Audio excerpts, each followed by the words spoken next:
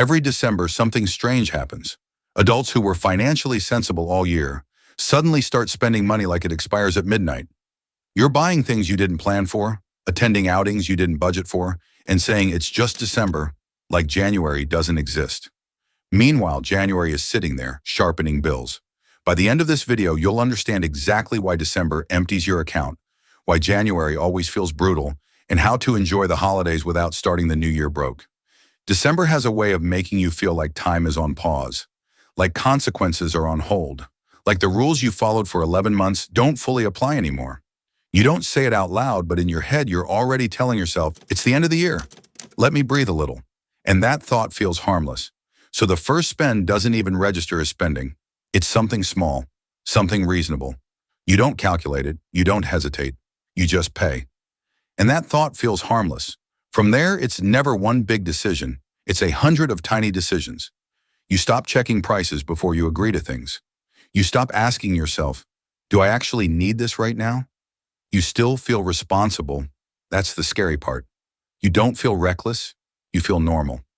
Then December gets busier. People want to see each other before the year ends. There's always one more plan, one more outing, one more thing that feels important right now. You don't even enjoy all of it that much. Sometimes you're tired, sometimes you'd rather be home. But you go anyway because saying no feels wrong in December. And every time you leave the house, money quietly follows you out. Transport, food, small purchases you didn't plan for. Nothing extravagant, nothing you'd feel guilty about individually. But they are piling up.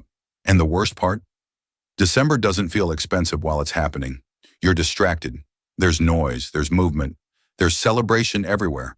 Your attention is outside, not inward. Somewhere along the way, you stop opening your banking app properly. You glance at it. You don't stare at it. You tell yourself you'll check later. Then there's the giving. December turns you into a softer version of yourself, more generous, more thoughtful, more willing to spend money on other people's happiness. You start buying things because of how they'll make someone feel, not because of whether they make sense. You don't want to be the person who didn't show up. You don't want to look stingy. You don't want to disappoint anyone. So you spend, and you don't regret it. Not yet. Then the sales arrive. And this is where December really messes with your head, because everything suddenly looks like an opportunity instead of a cost. You're not thinking, I'm spending money. You're thinking, I'm being smart. You believe January, you will handle it. At some point, usually between Christmas and New Year, there's a moment, it's quiet. You're alone. You open your banking app properly this time, and your body reacts before your mind does. Your chest tightens. Your stomach drops a little. You don't panic. You start replaying the month in your head, trying to figure out where it all went. But nothing stands out because there was no single mistake. And instead of stopping completely, you do something very human. You tell yourself, okay, I'll just be careful from now. But December is almost over, and careful at this point doesn't undo what already happened. So you make the most dangerous promise of all. I'll fix it in January. January, the month that already has rent waiting, bills lined up, subscriptions you forgot about, responsibilities that don't care how December felt. January doesn't arrive loudly. It just shows up and starts collecting. And that's when the guilt hits. Not because you had fun, not because you enjoyed yourself, but because you realize how easy it was to drift, how quietly it happened, how you didn't notice until it was already done. That's why December keeps winning every year.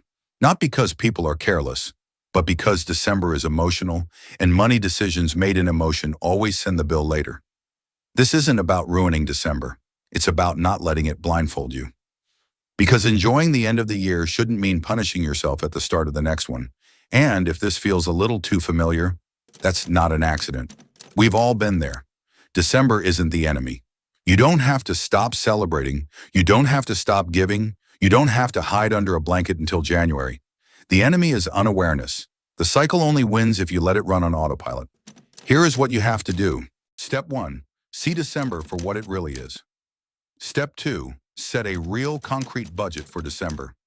Step 3. Plan the fun early. Step 4. Decide what matters and what doesn't. Step 5. Give yourself an emotional reality check every few days. Step 6. Focus on experiences over things. Step 7. Picture the January you before every purchase. Breaking the cycle isn't about sacrifice. It's about control, awareness, and choice. You can still have the laughter, the dinners, the gifts, and come into January without regret. Because here's the truth. December will always try to trick you. But if you see the pattern, prepare, and act with awareness, you don't have to be a victim anymore. If you love this video, you definitely want to watch out for our next one. Why dating is making you broke without you realizing. Thank you.